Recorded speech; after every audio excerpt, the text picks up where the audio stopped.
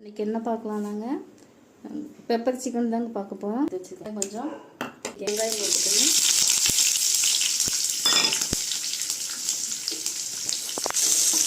Paste எடுத்து கொஞ்சம்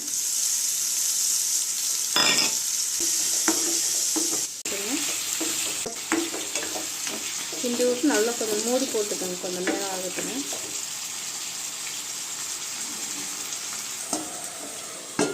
கொஞ்ச நேரம் இருக்கட்டுங்க. இப்போ இந்த அளவுக்கு சிக்கன் வெந்துருச்சுங்க.